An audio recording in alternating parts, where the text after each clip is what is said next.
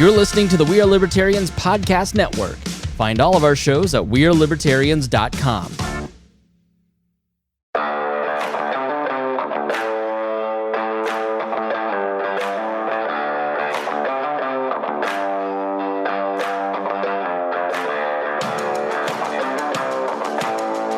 Prepare yourself. You're on the run with Remso W. Martinez. All right, folks, I've got a hell of a guest for you tonight. We've got Tim Napier on the show. Tim, how's it going? It goes as it goes, a mind of its own, you know. I hear you. So, folks, just right off the bat, Tim is from New Jersey, so don't hold that against him. We'll probably get into some Jersey bashing later, but I gotta say, in the midst of, the corona apocalypse, the current pandemic sweeping the country right now, I know that a lot of you, like myself, have probably been binging an unhealthy amount of films, especially stuff you probably haven't seen in a while. And two films that I recently watched back to back, and it's probably the reason why I really wanted to have Tim on to talk about this, are National Treasure and National Treasure 2, Book of Secrets. Not because Tim is like Nick Cage. He actually, if you were any version of Nick Cage, I think you would be Nick Cage from The Rock with Sean Connery. You remember that one? Yeah. Welcome to The Rock. That one. It's been a while. But anyway, Tim, we met about a year ago. We met through your wife, my good friend, Kim Coulter. And I got to say, she told me to prepare for you when I first met you. But we were on a car ride for about an hour and a half. And honestly, in the past year, I still pick moments from that conversation and things that we've been able to throw back at each other since. And I gotta say, I don't know if the term woke is it. Probably you're one of the most based people I've ever met. But I gotta ask, Tim, how did Tim become Tim? Well, it started at a really irregular childhood, I guess you could say. My dad was a question everything kind of guy. He wanted to be a history teacher, and then I came around, so he became an attorney. And before he ended up passing, he just passed this last year. He had actually won 4 civil rights lawsuits against the state of New Jersey. He was a big advocate for actually making your punches stick. Holy shit! What were some of the cases? One was Leonard v. Blackburn. If you don't have the money to pay child support, they can no longer hold you in jail indefinitely if you don't have the money. And that was a thing? There were people that didn't have shoes, yeah. How do you pay child support if you're in jail? That's a wonderful question. Why do they suspend your license, which is a consequence of magnitude? You now have to pay $100 to the state to get your license back if you miss a child support payment. So if you don't have the money, now you owe money and you can't drive. That's like debtor's prison in old England, when basically if you couldn't pay a debt, they just put you in jail for a god awful amount of time. And the whole idea was you'll pay your debt that way. But it's how can anyone get any type of financial restitution if you're in jail? It's a strange sort of slavery, because it's you have to willfully decide to make the mistakes that enable you to be locked into that system. So they make making those mistakes really easy. Holy shit! What were the others? You said 4, right? Oh yeah, they all went along with the same basic principles of preventing child alienation for divorces and trying to make sure that the state doesn't overtax or overburden people that can't pay. He was one of the first people to do divorce kits. You can just send in $99 and he'll sign it if it's uncontested, and boom, done. Huh. Dude, New Jersey has the weirdest fucking laws. I went to New Jersey with my father about a year ago. We were going to Red Bank to go visit Kevin Smith's Secret Stash, his comic book store from Comic Book Men on AMC. And It's in Redwood, I think. Yeah, it's in Red Bank. Red Bank. It's a nice little place. Definitely gives off the nicer side of Jersey that the stereotypes often don't show. But I just remember pulling over and somebody ran over to our car and we thought they were going to rob us, but they were pumping our gas. And that was one of the strangest things I'd ever encountered. And I remembered that that's an actual thing. There's an actual law that will fine you and possibly arrest you if you refuse to have these gas station attendants pump your own gas. And that freaks me the hell out. Well, and that's a side effect of having such a dense population and so many people incarcerated. There's a need for low skilled labor. So literally activating a gas pump is some people's career. That's what they do until they die.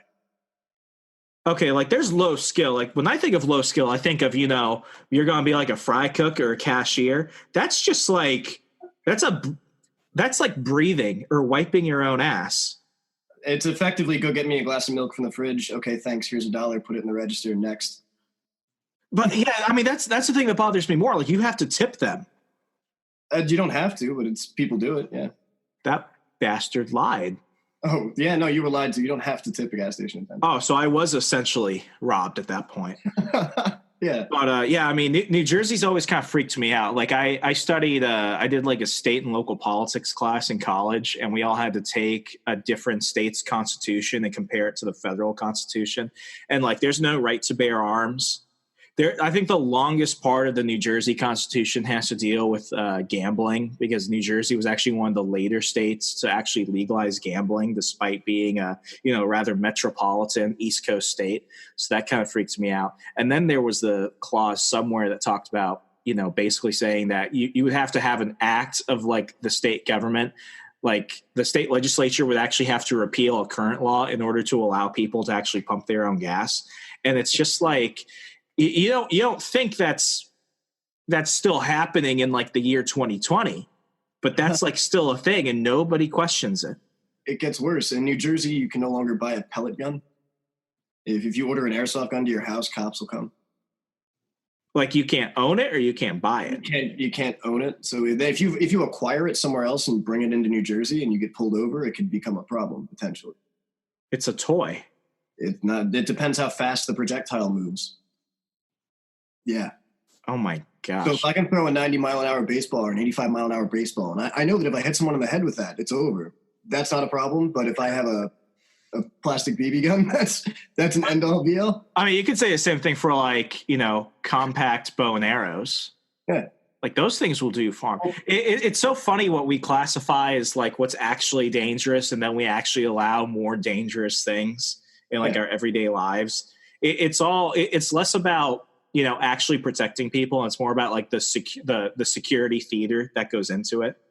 A lot of it's security theater in New Jersey. Well, New Jersey, it's very, very corrupt. And one of the bigger problems I see is they get a lot of corruption coming from Philly and the ports, and then the port system through New York as well. So when New Jersey was built, like Trenton was kind of decent because it was a hub, and everyone was moving through it. When that stopped happening and there just became a lot more hungry mouths, they started begging the state for like TPH, Trenton Psych Hospital. It's horrible. The conditions there are ridiculous, but they get so much money every year because they're doing that. Like we're trying to aid and look at how terrible these communities are. If you give us more money, we can try to improve it. And in fact, it just turns into a bigger feeder of those same problems. It's like they use a lot of the California penal code in New Jersey for some reason.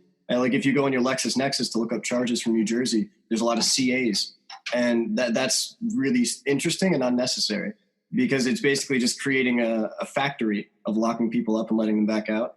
Oh, that's crazy. Do they have private prisons in New Jersey, or are they public? Oh, they have a lot of private prisons. The private prison industry is married to the state prison industry, because if you go to state prison, you're going to be offered a program called a halfway back program. It's almost guaranteed you'll be offered it. And that means you're going to go to a company owned by GEO, one of the major private prison corps.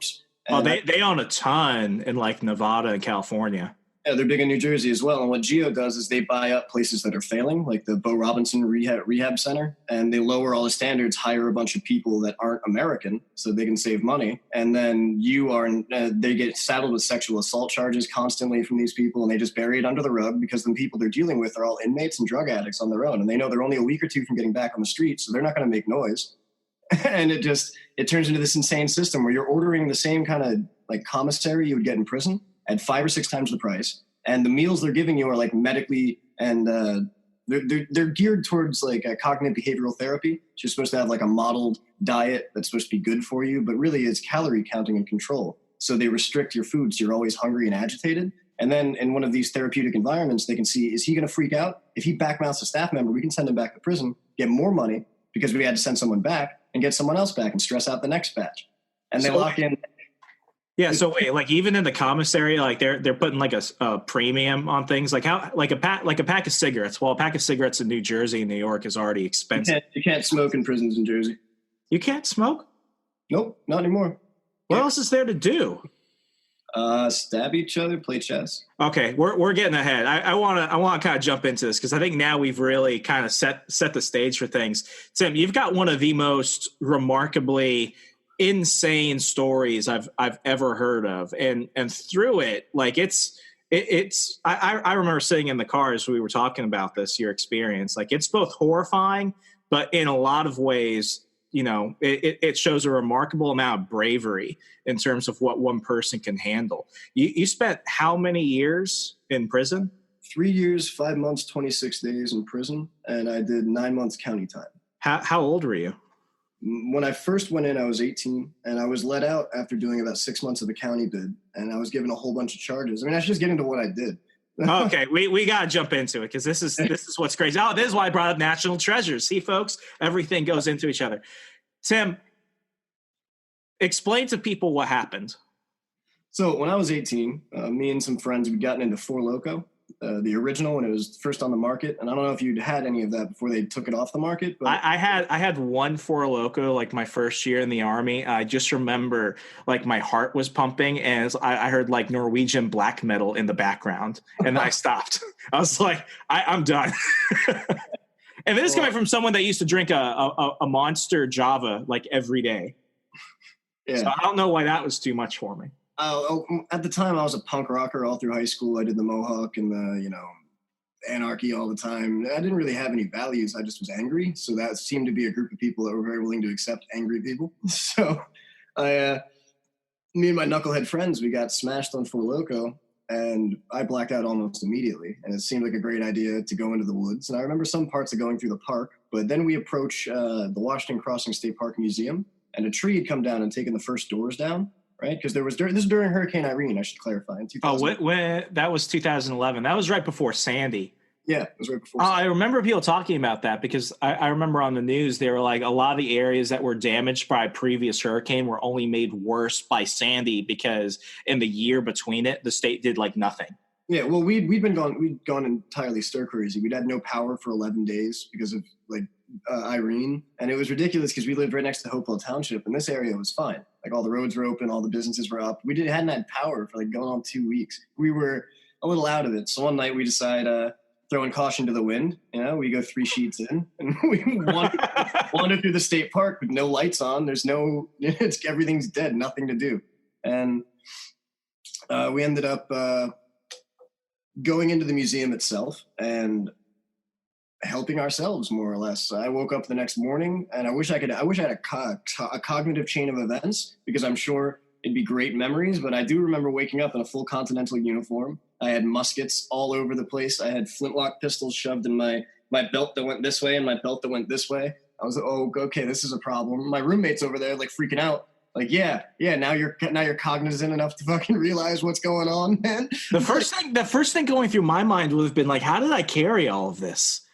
Did you carry all of that? We carried it. We wrapped them up in there were old flags, not like the New Jersey state flag and some other.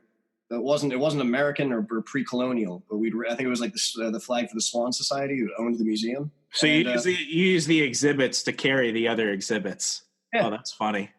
And, I kind of just pretended it didn't happen and went about living my punky life. I played a show 2 or 3 days later at someone's property, and cops just swarmed. During the party? During the party, yes. Oh, that's crazy. I was thanked wholeheartedly for that. Well, I mean, that's something no one's ever going to forget. But, like, going back a few steps, like, you had all the muskets, you had the uniform. I've seen those uniforms. Those are some small people. You're about my height. Yeah, at the time I was about $150. I was wrestling in high school, so but I was a little short on me, but it fit me. My gosh, so where were your other clothes? Did you leave your other clothes behind? No, I was wearing them underneath for the most part. I hadn't put on the pants properly because I'd torn my leg through them when I tried to put them on, so they were left behind. But where did you store everything? Like, how do you store all of that? It wasn't really stored. Like I said, when we woke up, it was just around the room. So I literally put everything into a small, like, semi-walk-in closet. Like, it was one of those closets that slanted like the roof. I put everything into there and closed the door, pretended it didn't happen, and was like, all right, well, we just lay low and we'll see we'll see what happens. We'll see if they know who did this. And a few days later, they were just questioning people, just shaking down kids around the neighborhood. And they ended up going to someone who knew something about it from one of the kids I'd gone with. I was the only one who was 18. So when they ended up... Oh, so everyone else is getting a slap on the wrist.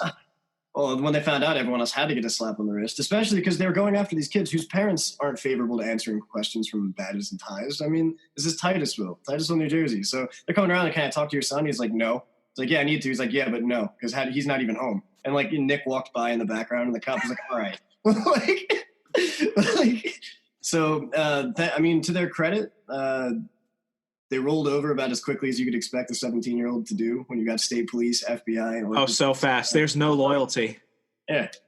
And then when it came to me, I anything they said that they already had record that I had done, I just said, okay, yeah, I did that. Anything they didn't have record I had done, I said, prove it, or I didn't do it. And we rolled from there. Yeah, like, why make things worse? Excuse me if I'm wrong. Weren't one of the items like Alexander Hamilton's dueling pistols or something like that? Right, yeah. The Swan Foundation had a rotary display going across the country, and in it was Alexander Hamilton's dueling pistols and some Aaron Burr artifacts, as well as some tomahawks and stuff. And for folks that don't know, our third vice president shot the former Secretary of Treasury, Alexander Hamilton. You all know it from the musical, but that shit actually happened.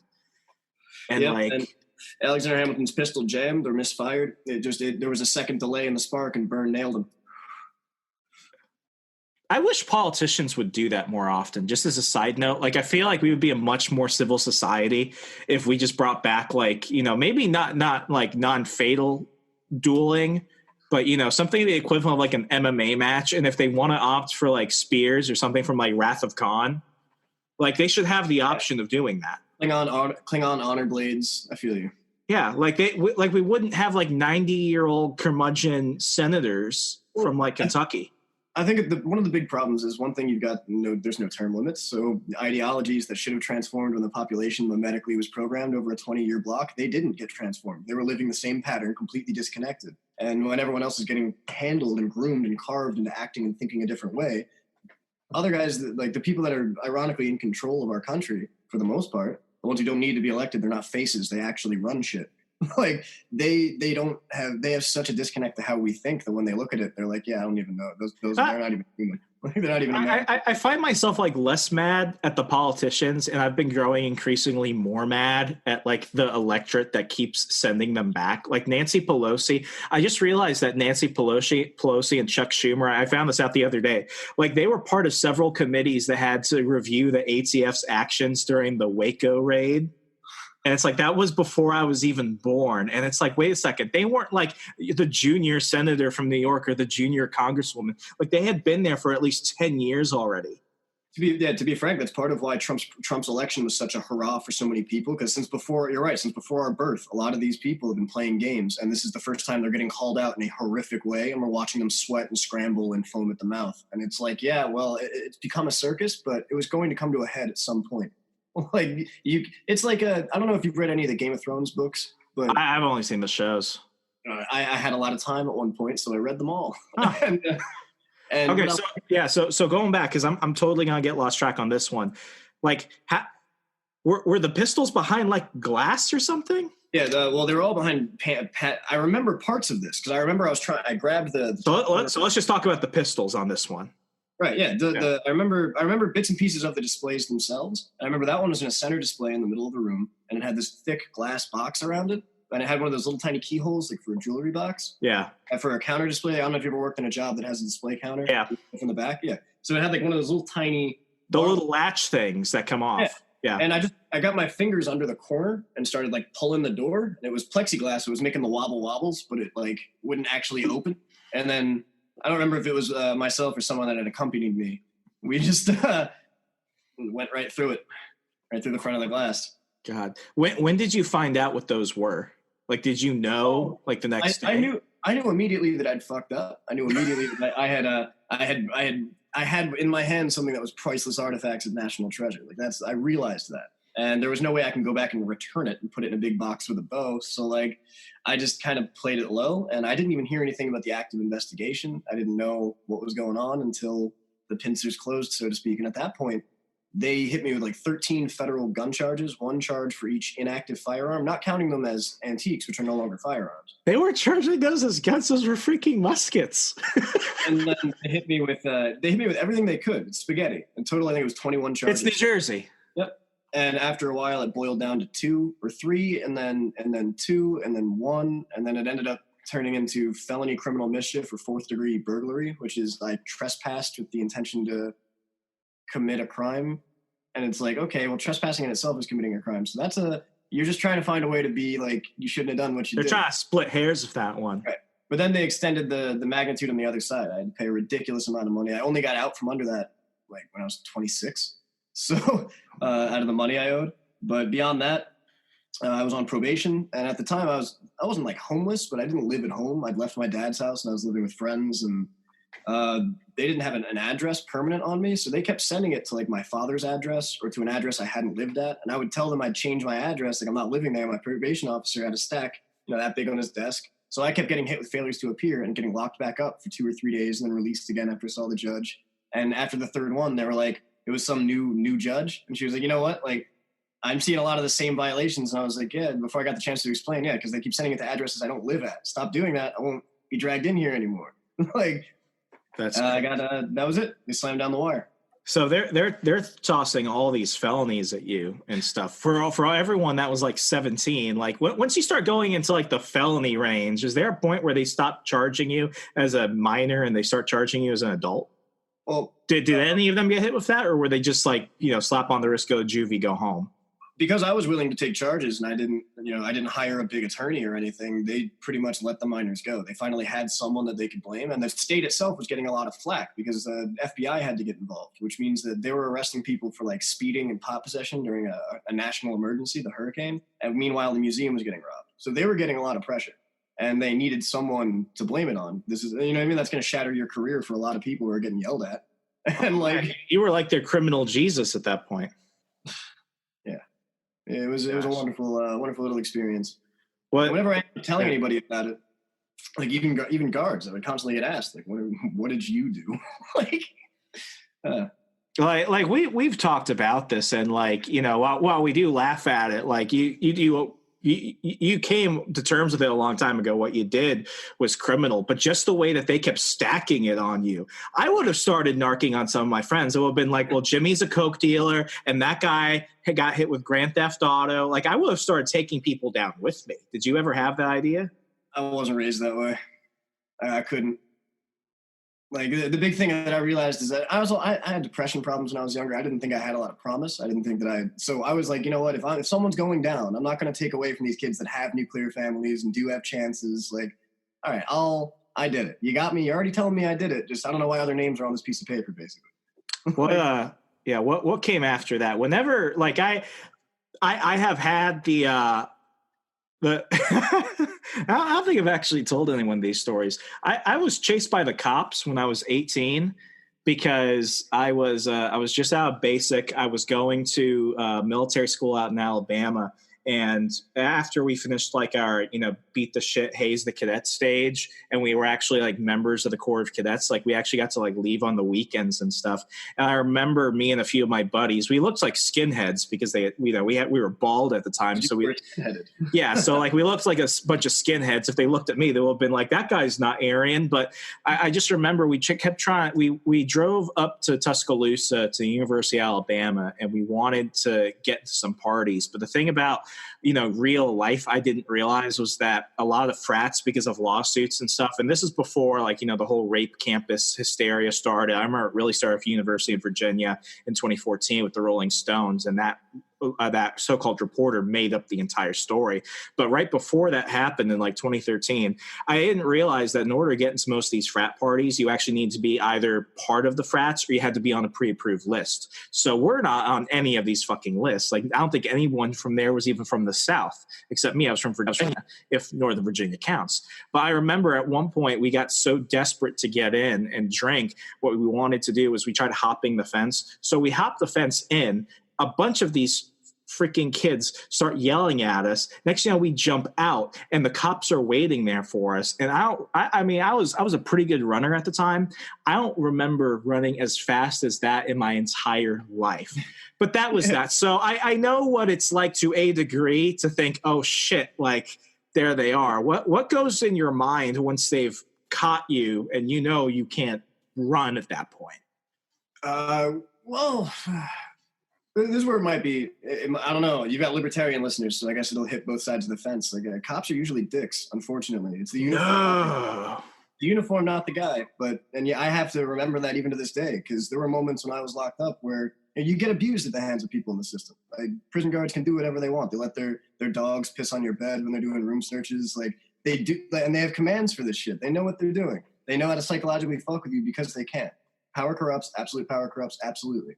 And you can blame them for it, but Stanford Prison Experiment shows you that you can't blame them for it. So, like, either or, cops are fucked up. And once they had me and they knew they had me, they weren't polite about it, to say the least. I had the mohawk and everything else, and I got handcuffed, hands behind my back, and the ankle chains, too, because they kept yelling, stop resisting while they were tackling me. And then they carried me out with my ankle chains and my mohawk, put me in the backseat of the car. That sucked. You see, you bring that up. Like one of my favorite things to do right now is go on YouTube and watch those Chris Hansen To Catch a Predator things. And I always love it when like the guys walk into the garage and next thing you know, the cops run out. So like for a while, and I remember watching this before I really began to know how the criminal justice system works. For a while, I used to think, yeah, tase them. But then, like years later, I meet people like you, and I meet Andrew Meyer. For those of you that don't know Andrew Meyer, he's the "Don't Tase Me, Bro" guy. He was the first internet meme. And I remember I was in like 5th grade when that happened, and watching it, I just thought it was funny. I'm like, he's resisting. Then you really learn what happened to Andrew, and you hear that. I mean, he wasn't resisting. The cops were trying to really mess with him. That's why they tased him. And then they threw him in a jail cell. The guy had like asthma or something like that, couldn't get his inhaler or something. So like he could have died overnight. But like I'm a lot more skeptical of cops, especially once they immediately are like, okay, escalation of force now. Let's go straight to the taser or something else. It's horrifying. And often, especially if someone has done something wrong, what I hate about our current penal system is that once you're behind bars, it's like they essentially strip you of your humanity. You never have an alibi. You're constantly lying. That justifies so much abuse that goes on in our prison system. Yeah, it's a slippery slope's a fun term to use, but the reason recidivism rate's so high is, for the most part, you have to look at the people getting arrested, because it's not high among everybody, but it's high among people who don't go in feeling very good about themselves, and they already feel separate. They already feel like less than or apart from society. And then as soon as they go in, you are now looking at a microcosm for your entire universe. There's an abusive person in power. There are people around you that are supposed to be your peers, but they look at you with suspicion because everyone regards everyone with suspicion. And there's intense violence over tension that no one can control, because to admit to feeling scared is to make yourself vulnerable.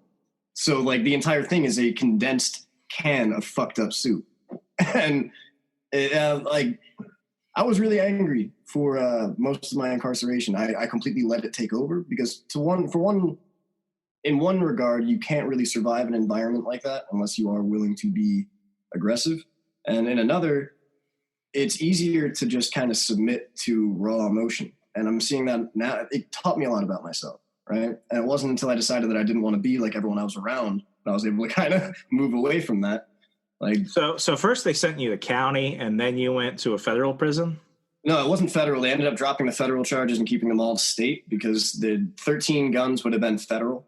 And then when they decided none of them were actually guns, and my bail went from like $750K down to like $25K. Like, just took a while of sitting and getting transferred around. But jail, to be honest, the county jail I went to was worse than the first prison I went to. Easily. It was Mercer County Correction Center. It's just the same MCCC as Mercer County Community College, so I always switched the two. So I've been to both MCCCs. So it's funny you bring that up, because that's one reason, like very early on with like the 9/11 conspirators, you had a lot of lawyers that were saying, don't send them to Gitmo, put them in a county jail. And then everyone was like, you put them in the county jail, these guys are going to get killed. Yep, 100%. County jail, when you go into intake, it'll be a guy who got arrested with pot, a dude who just murdered his wife, and a guy that got caught drunk driving, and a dude that just got caught maybe raping someone, and you're all in one big room together. So when you get a 90-pound kid from Princeton who tried to buy some weed in Trenton and got locked up, he could be in there with 6 Bloods who tried to shoot somebody and got caught with a gun in the car. And there's no separation. They just treat them all. No, it's you walk in, you open the door, and it's like bunk beds, triple, all the way back. You can fit 52 people in each little room. There's a big chain link fence, and then 52 more people on the other side of the chain link fence. And these giant iron bar doors that lock it in the front, and then a second section that locks. There's like a day space that's double locked in. And you stay in that little room for as many years until you go to court. Some people have been in that jail for upwards of 5, 6, 7 years trying to not go to court to get back out. And I don't know why you would do that. When I found out I was actually going to prison, I was like, hot damn, get me out of here. Let me go. God. I want my hotel room. I don't want to do this shit. What were some of the differences between what you thought prison was going to be like and what it ended up being? Because my only exposure to that was through like the show Prison Break. Right. I'd watched Oz before I'd gone, so I had I had like the horror image of what it would look like. And the first thing I noticed was in Oz, there was always like a bunch of white supremacists and then a bunch of black guys and a bunch of religious black guys and then like neutral folks and then like Italian gangsters. No. Oh, like the Nation of Islam? Yeah. To some degree, that's all that there is in there. There's just a lot of black gangsters, Spanish gangsters, some white guys. They're very rarely you'll see a dude with like swastikas tattooed in his face. I'd say like 1 in 100 people. It's still a lot, but it's Muslims or Christians who are very devout to their religion, and then gangbangers. That's like the two sides. There's like religious people that pay attention to themselves and their own little communities, and then there's people that gang up, and then there's like little outliers that sprinkle in. Where did you find yourself at that point? Because like I could totally understand the one argument where it's like I just need to be by myself and stay alone and not make eye contact or piss off anybody. And then there's the other part that's saying I got to get with people so that way I've got someone watching out for me so I don't get shanked. Yeah, well, I mean, you just don't want to be by yourself. There's like canteen and stuff. If you have food and other people don't have it and you're up, then 4 people can take something from 1 person. That's just basic physics. So, you don't want to be by yourself in that regard. And like, thankfully I didn't go in with some intentional bigotry, so it wasn't difficult to get to Napier. I grew up in Trenton, New Jersey. I couldn't have like what? I was the only one. So I wasn't immediately uncomfortable, and I knew how to basically navigate. And Trenton's different because it's all Bloods for the most part. There's hardly any Crips in Trenton to the point where the blood gang. Crips are more like West Coast. That's more California. There's a lot of Hoover, and New Jersey has a lot of Crips, just not in Trenton. But the blood gangs are killing each other for the most part. So It was trying to navigate how not to get in the middle of that was the biggest problem. But for the most part, they keep them all locked down by units. So I went from like an all sex money murder tier to an all Pyru tier to an all and that's just how they keep them separated. And every once in a while, the cops to fuck with people will put somebody in there that doesn't belong there. And that's like watching piranhas go after a goldfish. Who was worse? I mean, the other inmates or the guards, or was it pretty even? Well, you see a lot of the guards will like engage in pimping out inmates in exchange for cigarettes and drugs and shit. So when they beef up together, that's when it's really bad. Because then you have inmates who, if they do something for their guards, whatever they're doing, or I mean, a lot of the time too, guards are gangbangers from the street. They grew up in the area. They just didn't get around and they went and applied to be a guard. So like they're not good by any stretch. A lot of the females at Mercer County Corrections get in trouble for fucking inmates. That's an issue. Outside the street and then inside as well. And it's just a whole big pen of nonsense. There was an issue not too long ago where they turned the camera in the medical ward and beat the fuck out of the dude in the bed. That was while I was in there when that happened. I thought there was going to be a riot. I actually thought there would be. And they just like locked us all down and then sprayed into the fans. So we were all choking. Holy shit. Because that way you can't see, you can't scream, you can't mob up, you know? Oh my God. What was that like on the scale from this is the most insane thing that happened to this was just a regular occurrence? Like how often did stuff like that happen? Oh, that caters towards the more extreme, I would say. For the most part, everyday occurrences would be minor acts of violence. Like at night, somebody got beat up like every night. It would always happen. There would be little rap spirals in the bathroom where people smoking weed and shit whenever their approved CO is on that doesn't care. And eventually there would be a beef or a jumping, or like a lot of things was over like inconsequential stuff from the street. Because a lot of the people that I was locked up with, you have to understand that in Trenton, when you go to jail, you know all your neighbors and you know your family members you haven't seen in a while. It's actually a communal experience, which is disturbing to see, but it's not a joke. So you go in and you have beefs you haven't settled in years. And then you're like, oh, that's what Skinny Pete is. And then like next thing you know, I've heard of that. I met a guy who I think he went to jail for 13 years. So I know New Jersey and New York, they're mandatory minimum states. I think New Jersey may have changed. I don't quite know. This isn't my thing, but I know this guy. He was 17 in I think Jersey City, because I know his mom worked at one of the casinos, and he wasn't doing drugs, but he was selling drugs because that's how he made a lot of money. And he sold a couple joints to an undercover cop, and because of the drug laws in New Jersey, he basically got sentenced as an adult. And whereas some states now, it's like, we'll try and work with you in New Jersey. And it was like in the late 90s, he got slapped with 13 years. And when he went to prison, like he saw his cousin, he saw a lot of people, and he said he felt like in some way like a strange peace, because at least he went where he knew people, and at least when he was there, he knew he was going to eat, and he didn't have to go out for a job. So he said it was really weird in a certain way. It was terrifying because it's still prison, but for him, it was just like I went from one shitty situation to another. I can actually tell you I totally understand that. There was a degree where at one point, because of court, I got shipped around when I was still in county, and I had to go back through my county jail. Or no, I was in prison and had to go back to court for something else, to like something meaningless. After it was all over, I think it was a huge waste of time. But they had to stop and drop me in my county jail for a night and then bring me back to prison. And I remember, like, by the time I got into my county jail, I was like, oh, this is a familiar place. like, oh, I feel like, okay, it's the zoo, but like, all right, like, I recognize this place. Unfortunately, I'd been in over and over on the same charge. Like, I'd kept getting brought in, kept in for maybe a month, 2 months. I'd see the judge. They'd be like, oh, well, you have an address. You've been making your payments. Why are you locked up? They said you were somewhere else. I wasn't there. I mean, now I have no home. I haven't paid rent in 2 months. I don't know where my stuff is, but you want to let me out so I can get back to putting my life together? And it would repeat like that until eventually they were like, oh, well, we're tired of you fucking around. And that's just the insane part of it, because I just don't understand the argument. Like, yeah, I understand why we have a penal system. I understand why you need to do certain things, but this doesn't make sense. Like, that was the first thing that you had done. That was like the first crime there. You were 18. It's like, that's what they're going to do to somebody that just became an adult. You're going to go ahead and put them somewhere where nothing's, like, their life is basically on hold, but the years keep going by, and then you let them out and you just expect them to kind of like, go into a normal everyday 9-to-5 American life. That just makes no sense. I mean, I'd love to use scapegoats and say that, because of my experiences, it's why I haven't been more professionally successful or whatever. But honestly, I think that it's not just scapegoating to say that right when I got locked up, like, I'd been ROTC, I had plans for my life, and all of a sudden those plans had to be tossed. And I didn't have a lot of stability. I was planning on like making my birth into the world by escaping my hometown, trying to go get out. Like, okay, I'll go in, I'll work for the government for a while. I'll go in, I'll just be a body somewhere. I'll collect the check. Maybe I'll get ranked. Maybe I won't. Like, I'll see if I like that. And next thing you know, like, all my friends from high school now have jobs. A lot of them are in college. By the time I'm back out on the street, I don't even know people. My friend group's been cut down by 70%. Like, I'm embarrassed to talk to most people. Like, what am I supposed to do? Now I've got to go down to probation. So I've got to like incorporate going into Trenton all the time, which I didn't want to do.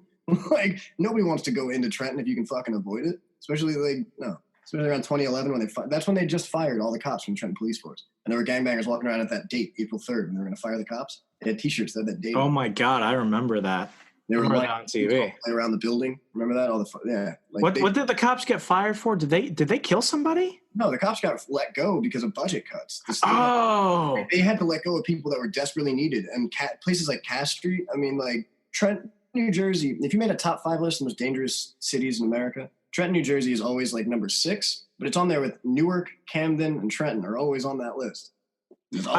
I remember, I remember Chris Christie because he was governor at the time. I remember he was bitching because he was like, well, we don't have the money and I've got to work with the state legislature. But it's like you look at all the money that's going in. It's not that there was a lack of funding. It's just that all the funding that was going through the state legislature and the governor's office, no one ever calls out Christie for this. Christie was using the state of New Jersey like his own personal freaking playground. That's when they got mad about the bridge closer and the freaking beach incident. It's like that was nothing compared to what he was actually doing.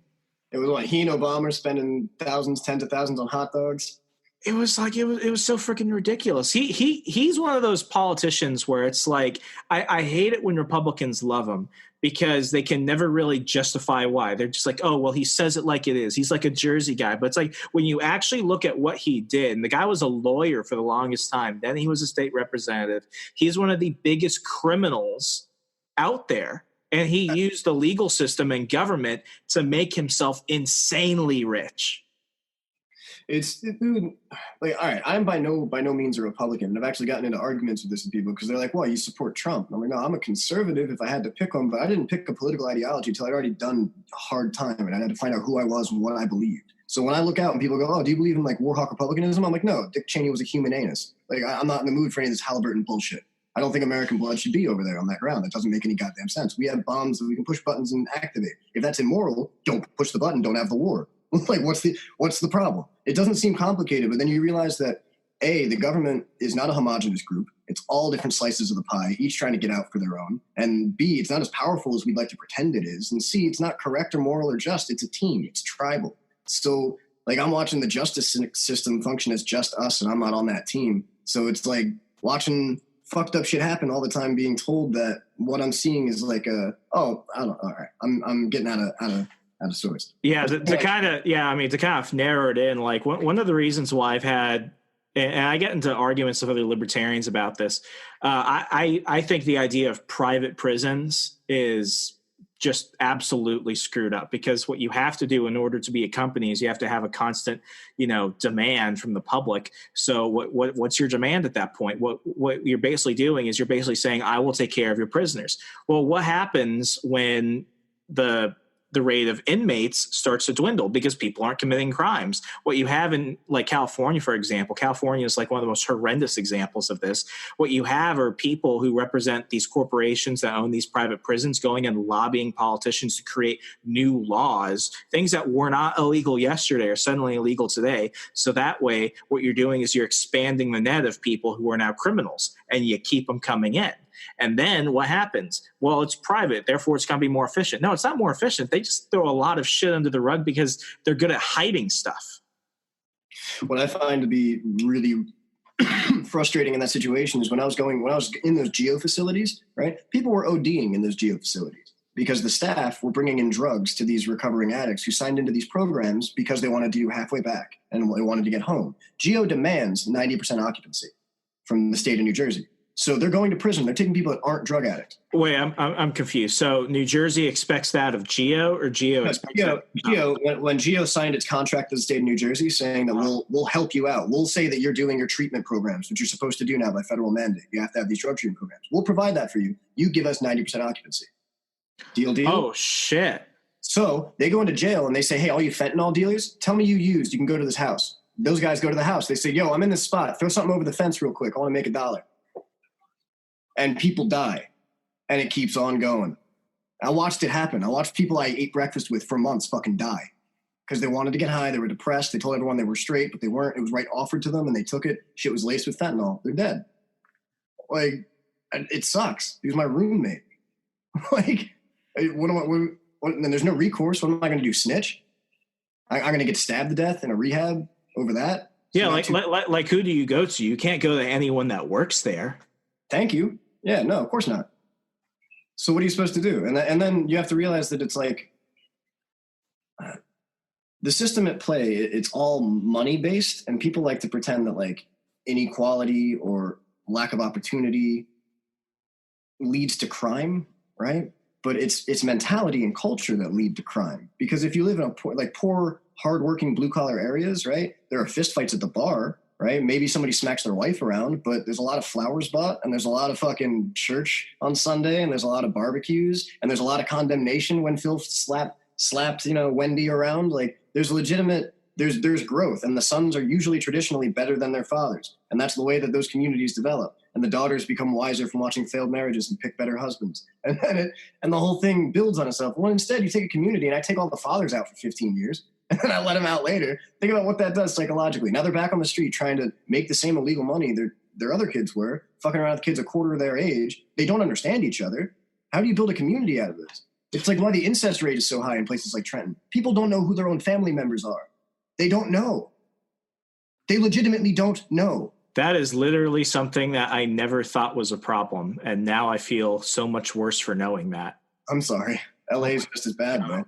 And you look at a lot of the problems, they say that those are like immigrant community problems, but it's like, no, again, you're trying to chop down something else. The problem is this whole circle, and the people who operate in the circle, they can't get a solid pattern going, ever. So you got to break down the walls, and you got to say, okay, what politicians are penning them in? What private corporations are making sure they've got a constant feeder tank? And when you follow the money, that's when you start getting called, all sorts of names. And when you start condemning globalist chains of suffering, you get called all sorts of shit. And it's like, yeah, because whether you realize it or not, like, you might be grassroots working for this rehab company, Geo, and you might think, I want to help people. I really do. You don't realize it, but you are so much a part of the problem. You go to work trying to help, like, you're not helping. I totally understand it now. And I used to argue this before because I just didn't know. I was ignorant about a lot of things. I just went with a lot of token talking points. But like when I go into DC and I meet people, like 9 times out of 10, your Uber driver is either going to be an immigrant who's here undocumented, or it's somebody who's grown up their entire lives in DC and they've at least done a few years in the clink. I mean, most of the time that's it. You rarely find somebody that's, going to school or working a full-time job and they're just Ubering just for the hell of it. Those are usually the people that you're going to find like 90% of the time. And what's crazy is I love talking to Uber drivers. I think I learn more from Uber drivers than I have from my own college professors. But I met this one guy and he kept referring, like he was the dude, I think, this was around the time I met the guy that was like 17 and did like 13 years for selling a couple joints. This guy had a very similar situation. He was selling like Coke or something in the 80s. And he got hit with it then when, it was Reagan's Just Say No era. And he spent a long ass time in prison. But I remember he kept referring to it as like the new plantation. And it's really like, I used to just think, that's just black people saying, it's full of black people and it's black people in chains and all this other stuff. So of course they're going to try and make it seem so much worse, but maybe if you just didn't do the crime, it wouldn't be there. No, like there's a lot of targeting of like black and Latino communities. That's why when you look at the overall breakdown of who's going to prison, you have a majority of them are black, majority of them aren't even Mexicans. Like Mexicans don't, if you're a Mexican in America, your odds of committing a crime are actually remarkably low. It's a lot of Central Americans, your Ecuadorians, your El Salvadorians, like your Guatemalans, like it's those. It's the central, the OTMs, the other than Mexicans. And it's like you see what they're doing. You see how they treat these people. Then what's sick is when these private prisons and even some public prisons, like they start farming them out to do different jobs like paving roads and fixing buildings and stuff. And it's like, wait a second, these people aren't getting paid. And of course you're always going to win because you're going to have the cheaper bid compared to an actual contractor. So not only are you using essentially slave labor, but you're also usurping the market where people actually have to compete for things and they can't compete for you. It's ridiculous. Three great points on that. You got Whole Foods employing prison labor. Whole Foods employing prison labor. No freaking way. No. That's why Kamala Harris insisted that people stay locked up longer than they had to. Free labor for corporations, dude. Corporations own the world. Globalism is a bitch. Right? That's thing one. Whole Foods? Whole Foods. Yeah. So don't tell Karen though. Thing two, right?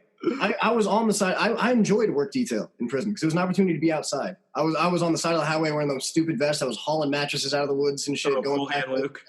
When I was actually in prison and I got to work, it was great. County jail, like I got to work at the law library for a little while, which was great for me because at the time, like I'd worked as a paralegal for my dad in his law firm before I got locked up, and he does matrimonial law, but the whole concept of like actually being able to put together a certification in defense of a woman who's been getting abused and find out later that she got her kids and he's got to pay her a bunch of money and he's going to jail. Like, it felt good.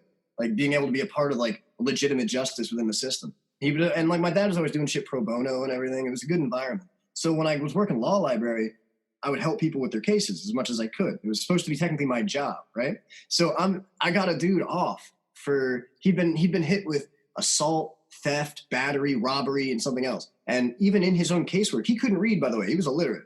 When he was signing his signature, he gripped his pencil like this. And how do you expect an illiterate person to defend themselves? Dude, basically what he'd done is walked in, taken a pair of socks. Did he have a lawyer? Did he have a lawyer? He had a public defender, but the public defenders don't care. They all want to be prosecutors. They want their rate to be up. So they're working with the guy across the aisle. Yeah, I mean, public defenders, and this is coming from someone that I wanted to go to law school before I realized I hated school. But, like, the thing I've learned about public defenders is that their job really is not to provide you the best, representation they can. It's to just maybe make the sentence suck less. Yep. Like, that's all it is. For the most part, public defenders, they've already gotten a job getting their paycheck from the state. So they eventually want to be on the other table, getting a paycheck from the state. And then they want to keep going further. And they might want to run a district. They might want to so when you look at it, of course, like police corruption, for example, doesn't make any sense that internal affairs gets their paycheck from the same place that the cops who are being accused of the crime get their paycheck. And so do the lawyers defending both sides. So what am I watching other than theater? I mean, it's beautiful theater, but it's theater. And there's not going to be any you're not going to get any akbatas out of that. Oh my God. So either way, but I don't know. I actually I rather enjoyed, for the most part, working in prison on highway detail because it was an opportunity to get out, but it was still an absolute shit job. I was fucking terrible. We were picking up needles. We were given gloves that were like lawn working gloves. And we were expected to clean up, because truckers, every gross thing a trucker throws out his window, they expected us to clean up on the side of the road for hours every day. And it was like people would come by and offer to buy us food and shit when it was hot or cold. And the COs are always like, nah. The one time he took $50 from the guy and just kept it. I remember that. I was like, yeah, these people, man. Oh my God. So rewinding just a minute, what you're talking about that guy, and he walked in the court with like just socks on or something? Oh, no. He walked into a Target and he grabbed a pack of socks and he was going to walk out, and the security guard stopped him and saw him, right? So he took the socks out of his jacket, held them above his head, put them down, went to leave. The security guard tackled him. So he beat the shit out of the security guard because the dude was built. He was a bricklayer. And it's like, okay, this is not robbery. This is not assault. This is not theft. This is not burglary. This is attempted shoplifting. He didn't leave the store with anything. He didn't do anything wrong. I think I'm going to push back on that one. Like, he was going to steal the socks. His problem was he just got caught. No, he turned. He saw the security guard. The security guard looked at him. So he just took the socks out of his jacket and put them down. He never moved toward the door. He didn't do none of that. But the intent was there. Like, he was going to steal the socks, though. You could argue that the intent for attempted shoplifting is there. But okay. Do you want to prosecute attempted shoplifting? Is that even something you'd bother with? He put the socks down and left the store. I never saw him again that day. Why'd you call the cops? I have something else I could do. I was a mall cop for about. God, I hated that job. That was my first day of being a mall cop. And let me set the stage. I was it was like one of those white collar outdoor shopping outlets where you look everywhere, and if you're like me, the only thought going through your mind is, I will never afford to shop here. I'm just happy I can work here. I remember my first day. I realized I was the only actual American citizen working my shift. Everyone else they were from Senegal, or they were South African. And then you have a few from like the Ivory Coast. So they're all like the French-speaking Africans who immigrated here. And I remember on my first day, literally, I had this guy, I forget his name, but he barely spoke English. He was a mall cop by day, and he worked at Dulles Airport by night as a luggage carrier. I just remember he's screaming over the radio, and he tells us, "Get to the back of the building, get to the back of the building." And some kids who bought a couple cigars illegally from someone, though we think the guy that owned the cigar shop was just selling it to them for the hell of it. They threw some lit cigars into the dumpster, and they actually said "dumpster on fire." I had never seen a dumpster on fire in my real life. And let me tell you what this is like, folks. This is like Schindler's List. This is like, that scene in Schindler's List where the wife is like, "Oh, it's snowing." And then you look up and you see the stuff coming from the smokestacks, and you're like, "That's not snow." That was kind of like how it was. It was like black snow coming down. It smelled like shit. I remember started looking at that, I'm like, wow, this is a very detailed metaphor for my life right now. But what we used to do, we caught a lot of shoplifters. And the weird thing about it was they were always, and I mean, what I loved about that job was it broke stereotypes. It was always these women that lived at the apartment complexes across the street whose husbands had actual jobs. So they were just paid to go work out and shop and drink with their friends. It was always these very upper class women that would go like Victoria's Secret, and they'd start like stuffing their bras with shit. And what we had to do was, even if you were caught for attempted shoplifting, we called the cops, because that was the only way we could provide an example enough to get people to stop stealing. Because then what that causes, like stores, anyone that works retail know that you have to take account, like a certain amount of your inventory is going to get stolen. I worked at GameStop after that, where we, you can't go to GameStop and open a case and see a game there. You have to go there, buy it, and then they put the disc in the case. But like all the plastic shit on the walls, all the keychains and stuff, like, like 10%, like 5% of that's going to get stolen. So like if we could stop people from doing that, we thought that we were helping the business owners in that chance. Yeah, reasonably. I mean, the logic is there. I see where you're going with it. Yeah. So like I would take the guard. Now, where I think the guard is wrong is he puts himself in a very bad legal situation, because what we were always told to do is don't ever touch anyone. Even if they're about to harm you, don't touch anyone. Your job is observe and report. You're not a cop. Let the cops deal with them. So like we dealt with some violent people. I never had to lay hands on anybody, but we had we had people that would hit us. I saw so many people, especially drunk white women. Drunk white women are the best because they get violent so fast. You don't even have to like do anything serious. They will fucking punch you like it is the end of the world. But I mean, I just remember we had several people that just kept coming back and stealing stuff. They were like trying to do it for a thrill. But I mean, I just remember what they told us at one point. They're like, if you attack anybody else, even if it's self-defense, the company, and I worked for a security contractor called MaxCent will not protect you. And neither will Boston Properties, who owns the shopping place. So basically, the moment you touch anybody else, they are like, well, you voided all your protection and insurance. Like, we're not even going to do it. So if I saw that, the last thing I would do was tackle the person. At that point, he's already on camera. You have witnesses. The cops will find him eventually. So I think that was his mistake. He put himself in a position where it's like, especially since the guy was, from what you told me, he wasn't harming anybody. He was just going to walk out. I would have let him walk out. I would have still called the cops, but I would have just let him walk out at that point. It's not worth getting into a worse situation because of that. His name was Reginald something, and his lawyer's last name was Redpath Perez, but I don't remember her first name. Oh, my cousin. His lawyer was absolutely incompetent, and she was about to let this man do years for getting attacked, a 60-year-old crackhead getting beaten by some 20-year-old security officer. Did he have a record prior to that? Yeah, he had a record. He had a record for all sorts of shit. He was an old crackhead. That was his whole life. He never really lived anywhere for more than a few months. He just worked. He went to jail in the wintertime, probably like every winter for all I know, because I'd seen him in there multiple times. But the point was, this one time, I was looking over the paperwork, and it wasn't a case of clearly, I didn't do nothing. And it's like, suspect was found with 4 9mm handguns, 2 pounds of cocaine. It's like, hey, you didn't do nothing, but yeah, I'll try to help you out here. But no, this was actually a case where it was like... Do you think he wanted to go back? Maybe he wanted to go back in, and this was just more than he bargained for. Maybe I hurt him by getting him released, but... Did you see him come back after that? Oh, yeah. I saw him. The only reason I know that he really got out because of me was because a little while later I saw him back in. He was like, oh, it's the lawyer man. And I was like, oh my God. Did you get the socks this time? Like, to some degree, there's humor. I mean, there's a lot of gallows humor when you're locked up. It was strange because, like, when I got out, I read a lot of the Bhagavad Gita when I was in. I started doing a lot of yoga, because I got access to it from the library, and it was a good thick book, and it was very dense passages. So that's that Hindu meditation book. Yeah, it's a Hindu holy text, basically. Okay. It's the entire story of Krishna and Arjun, the eve before Arjun has to go to battle against his own family, because Arjun's father. I know absolutely shit about that. It's fine. It's just the one, Arjun's dad was king, and then his dad got sick, and they left, and his brother took over, the uncle. And then when the uncle died, the uncle's sons were like, all right, we're princes, we're up. And Arjun was like, no.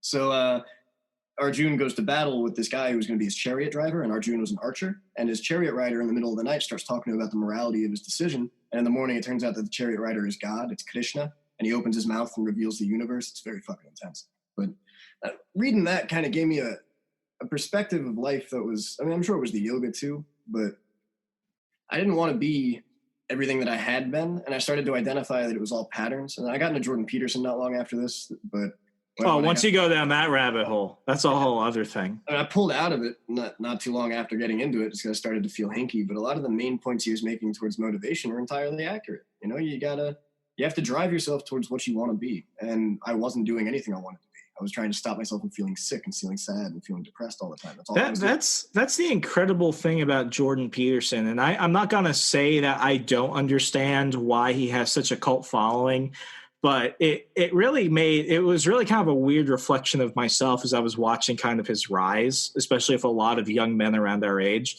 because it made me really realize, you know, I'm very blessed. I had both my parents in my life. I had a father who's a career soldier. So like a lot of things that I just thought were normal and I just thought were just common sense things, for a lot of young men who maybe didn't have that, or they came from an unhealthy family or something, when he says basic shit like clean your room, brush your teeth, and sit up straight and have a purpose, I hear that and I just think that's what you have to do. They hear that and they're hearing something that changes their lives. Yeah. And I had to look at myself and compare a little bit to the people that are really benefiting from it. And I realized, oh shit, there are a lot of people that don't live with that. Yeah, like structure is incredibly important. And to some degree, that was one thing that prison helped me with. I think going to prison was one of the best things that could have happened to me, because if I hadn't gone, I would have run around doing the same fucked up shit nonstop. And I would never have had to actually look at myself and be like, do I want to come back here? Do I want to try to find a way to live in the margins and do whatever the fuck I want and ignore the rules and pretend, you know, it's just go skate or die? Like, no, that's not accurate. You don't want to live that way, because for the most part, what you're going to do is eventually turn around and look at your life and be incredibly disappointed. And it's like, I was getting more and more of that as I'm watching these people that I saw as nothing but examples of what I would become if I didn't stop. And it was like, I wish that it had been something as simple as just like a direct drug addiction to just remove. I mean, I'd dabbled and I'd had problems, but those were all side effects of my lifestyle. It wasn't one specific substance I could have cut out that would have fucking fixed me. It wasn't I could just stop punching people and I'd get my shit together. It was interior. It wasn't exterior. 100%. And it wasn't until I was in an environment where everything I wanted and enjoyed about life was stripped away from me, and I had to focus on only what I could physically do and what I could ignore and focus on. And switching my directions from fighting against to fighting for, like, absolutely saved my life. But between when you started that transition of really trying to heal yourself internally, how much time was between that and when you finally got released? I'd say about solid year and a half. It started in solitary. My eyes are still messed up from it. Using my little phone doesn't help, but my vision got really messed up because I did solitary for 120 days and the lights are real bad in there. So it was like, I remember notably after getting out of that environment, when I was in regular fluorescent lighting, like, it hurt my eyes and I didn't see the sun again for months after that until I got transferred to a different facility. And it was like, it fucks with your head. And it's like when you realize that it's not going to be determined on your behavior, like if living in an environment like that, where how you're treated is not determined by your behavior, it's merely determined by your existence. So it's like the fact that you're near, in close proximity, is enough to receive punishment in one sort or another. There's no balance to it or logic. So for the most part, just try to be polite, but I don't know. It's like, yeah, go ahead. Go ahead. I used to get shit a lot for it because I always smiled. I always smiled, said thank you, said God bless, made eye contact. Because after a while, after like my fifth or sixth fight and brutal lockdown over bullshit, I was like, there's no point in pretending that I'm going to waver. I'm just going to be consistently myself, 100%, look them in the eye, and just, if you have a problem with it, we can settle the problem. But how you doing? You know, why don't you brush your teeth? But just say whatever you want. Just fucking tell them. And for the most part, directness is something that a lot of people get locked up don't experience. You're saying that a lot of kids didn't get the Jordan Peterson approaches when they were kids, and it's mind-blowing to think that just saying you matter can make someone feel good, because a lot of people have already heard that, but a lot more people haven't. Well, like, a lot of people I was locked up with, they had no real concept to expect anything else from the world. Yeah, and I mean, to kind of split it into two things. One, of solitary confinement. I didn't understand that was torture until I actually started to see a lot of reports. I've got a couple friends that are really into like criminal justice policy. John Odermatt over at Lions of Liberty, he does a Friday show called Felony Fridays, and he's talked about some horrendous stories about what happens in solitary. And I've got Hannah Cox for Conservatives Concerned Against the Death Penalty. She actually does a lot of anti-solitary confinement stuff too. I mean, that's just insane. But like on the other end of it, the one thing that a lot of the left attacked Jordan Peterson with was they're like, notice how you have a large amount of white males who like you and follow you, and that's kind of alt-righty and stuff. And it was like, I don't living in the South, like the deep South, was one of the best things for me, because I actually did not think that white poverty existed. I really did not. Like, I heard of it, but I did not actually believe it until I saw it. And there are a lot of people in the country that I really think that white poverty is a myth. And then when you look at the numbers, like white couples in America are more likely to divorce now than any other race. I think that's kind of scary in terms of it's like 7 out of 10 black men in America born like after 85 or something are less likely to have ever met their biological father. Like, we're starting to see a large majority of like the white population where it's like a large majority of, white men and women will never know who their biological father is. And it's like, well, when you look at that, you should be thinking, okay, why is this happening and why are they healing? We should see it as a good thing. But what I hate about the left is they look at that. And folks, remember, like, I'm a Puerto Rican Korean guy. Like, the FAFSA loved me in college, but like you look at that and it's just like you're trying to dismiss it. Like, that's a big segment of the country. And when you see people trying to get better, you should be happy that they're trying to get better. You see, it's always bothered me. I absolutely understand where you're coming from. And I think, to be honest, and this isn't even tinfoil hat, it's just exhaustive that bringing it up, there's always, I get anxious before I do, but it's a fact. Anything that is beneficial towards straight white men is going to be condemned by the open media because we are a hated class. And people like to pretend that white supremacy exists, but it doesn't. Black supremacy exists. The idea that you can be darker than me and get a job that I'm qualified for and you're not, that is an act of supremacy. That's an act of privilege. My opinion is somehow invalid because of immutable traits, and that's what's being repeated over and over. You see it in video games, see it in music, movies. You see it in television, comic books especially. Don't get me fucking started with comic books right now. Oh my God. I don't read Marvel anymore. I'm done with Marvel comics. But like I had to go to like one of the poorest parts of the country to really see that. And like people have accused me of being a lot of things. The one thing I'm not is somebody that doesn't understand that there are a lot of more liberal arguments about racial inequality in America that actually do have some substance to it. Because depending on where I've lived, and I've lived everywhere in the country, I have either been a Latino Hispanic male or I've been a white Protestant male. Like, depending on where I live, I've been treated completely different. Like, when I lived in Texas, I was treated like I was the son of a day laborer. So I was put in rooms and situations where they were surveying students where they only spoke Spanish. And they put me there because I had a Spanish name.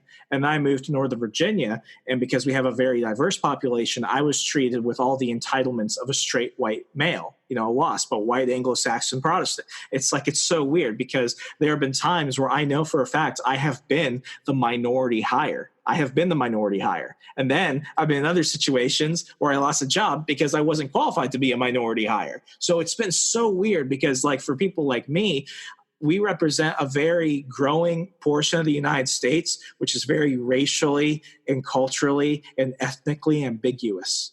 Yep. And I think it's been a blessing for me because I've been able to see this kind of on both sides. And it's like why you see a large majority of, white men in prison, they don't recover afterwards. They really don't recover because the stereotype for a lot of, white male felons is, oh, you must have killed somebody. Oh, you must have robbed a bank or something. What's a little worse than that, a lot of the reason white male felons don't recover is if a group of 4 white guys hangs out in prison, it's a security threat group charge. if a group of 12 black guys hangs out and plays basketball, it's absolutely no fucking problem. And I experienced that.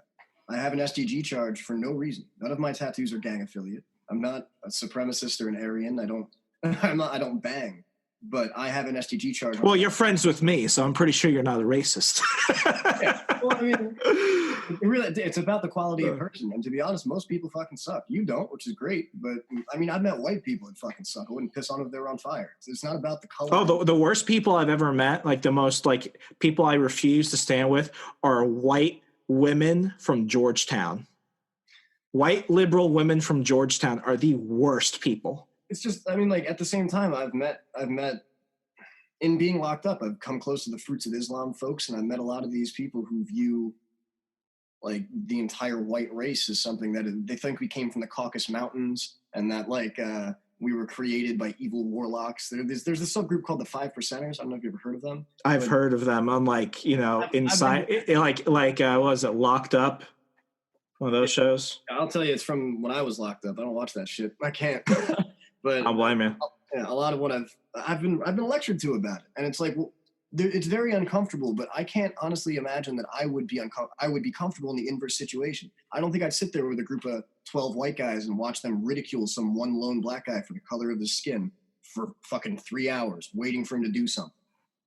Like, that's not an activity I would join in on. So when people talk to me about how, like, I need to watch my white privilege, I'm like, you don't understand what it's like when I'm the minority. You don't understand what the mentality is like. I do.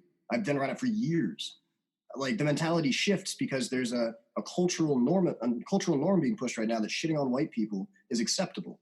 And that means that you're going to get an inverse reaction, and it's going to be horrific. And I'm seeing it a lot with white guys that get out of prison. They don't forget what that feeling is like. And then they come home and they turn on TV, they turn on the movies, they reopen the comic books, they do the video games, and they're seeing a push, and they were just weaponized. Because it's very easy to weaponize people into hate. It's easy to radicalize people into hate. Hate's like a response reaction. You tell someone that they're threatened and they start to get angry. The anger is always more useful than despair. So you take people at their lowest and you weaponize them you finally give them an enemy responsible for all their woes. What could you ask for more than that? Unfortunately, It's not an accurate depiction of the world.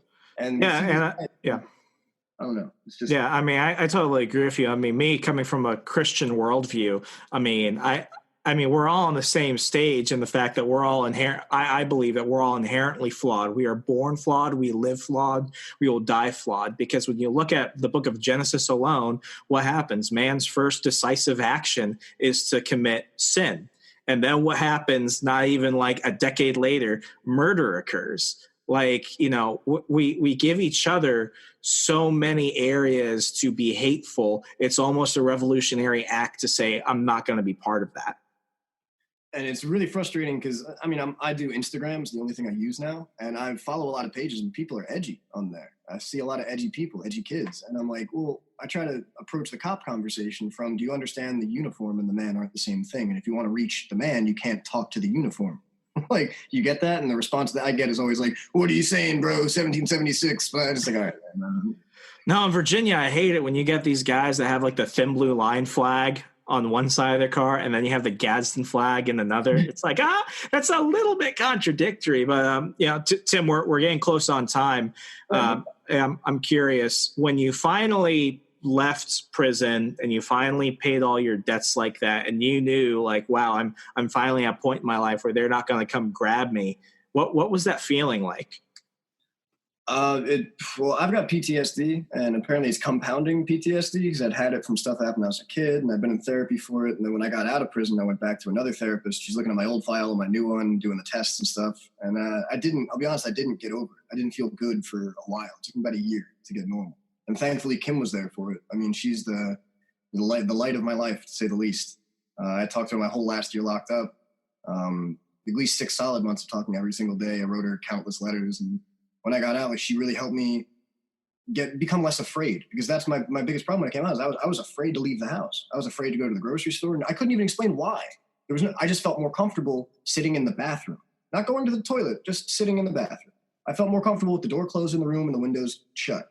And that was an agoraphobic reaction to having my world consist of a 6x6 box. So it's like, or 8x9, I guess. But either way, when I finally got used to it, it didn't really. I can't say that I have it's ever gone completely away, because I'm more afraid now of losing my freedom again than I ever was before I lost it the first time, because it didn't mean anything. The idea of going to prison, like, I can understand when people say go to the rallies, come out and open carry. And it's like, I really want to be a part of supporting that community. But it's really easy to have people do that when they've never experienced what that loss is themselves. And that's something that's always bothered me, because like I have had situations where, and I don't like talking about it because some people listen to it and it's like, oh, it's Remso trying to jump on like the Latino identity politics card. It's like, no, like I have been profiled because of my name. And it hasn't even always been in negative situations. Like, I had a phase like after college where like I got pulled over quite a bit for speeding and stuff. And I never argued it. I was speeding. Yeah. Okay. I got caught. I had to pay for that. But like I've experienced it where people will talk to me and then they'll actually meet me. Then they'll hear my name. And the one comment that I've grown to laugh at is when they're like, oh my gosh, you speak English so well. How long did it take you to learn it? And then my response is like, well, thank you. It's the only language I learn. I mean, I am the whitest Latino person that most people will ever meet. And it's like, for me, it's like, I understand why a lot of Hispanic immigrants and why a lot of people in like the Latino community, they will say that, like Latino lives are cheap. Like, for years it was like all lives matter and Black lives matter and all of that. Like no one ever talks about that. So when you see a bunch of, Hispanics or Latinos get rounded up by the cops, you just automatically think, oh, well, they must all be illegal. They must all be criminals. It's like there's so much to all of these stories. And what I hate is collectivism of any kind. And I'm not just talking collectivism in terms of government or economics, the collective groupthink that comes from anything that's poisonous and that's evil. And when you look at the actual individual stories of people, there's so much more nuance to it that we lose on when we just refuse to look at them as people. Like, no, I definitely hear what you're talking about. There's a dehumanizing aspect to a lot of how people interact, where you want to see an idea, or you're wearing your ideological sunglasses and you want to see the world in a way that fits in perfect little Tetris blocks. And it's great. One of my favorite experiences when you get to pull the glasses off of somebody for just a second, and then you watch their equanimity shake and they question every decision they've ever made. And it's like, yeah, dude, congratulations. The world is ever evolving and you're not done now. If the me I was now met the me I was a year ago, and it just keeps going, like you can think that for the rest of your life. If the me I'm going to be in 5 years met the me I am now, I would probably yell at myself about all sorts of shit. So, high school Remso is completely terrified by, 25-year-old Remso. If I met my 18-year-old self, I would think that I made nothing but poor decisions in my life. I mean, dude, if I met my 18-year-old self, it would be like I was looking on the opposite line at one of these Patriot Prayer Antifa rallies. I was a mohawk wearing, vest wearing, fucking burn it all down, fuck the government. I didn't understand homogeny. I didn't understand the dichotomy. I didn't know nothing about nothing. I didn't want to know either. I just wanted to vent. And a lot of people, unfortunately, I see that that's just all they're feeling. So we get collective and we say, like, yeah, every Antifa, smash them up. It's like, there's somebody out there who could be on your side in just 2 short months if you were to just bother talking to them. But you can't. I don't blame you, because you see the uniform and not the person, paint with a broad brush. Well, it's easy. It's easy.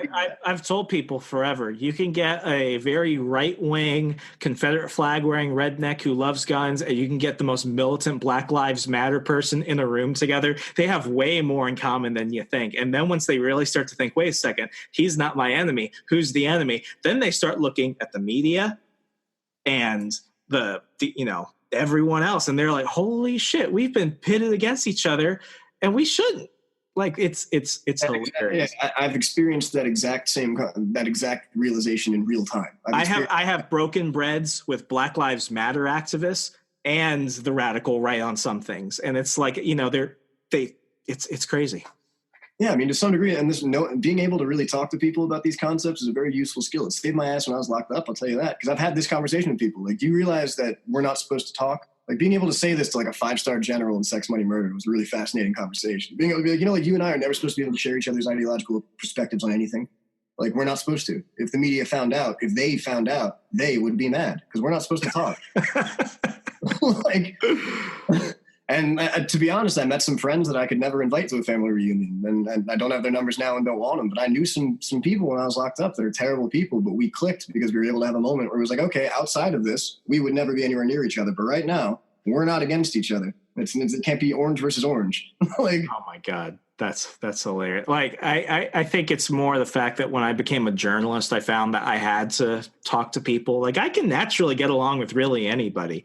Like, I've met some real, like, hate-filled, raging liberals who I would hang out with, like, casually. So, I mean, it's crazy. Tim, thank you so much for your time. This has been a great conversation. I hope my listeners enjoy it. If anyone wants to follow you on Instagram, what's your handle? Oh, it's at Tim Talks #6. So Tim Talks 6. Awesome stuff. Tim, thank you so much for your time, man. Appreciate everything. I appreciate it. It was great, man. Have a good one. All right, you too, man.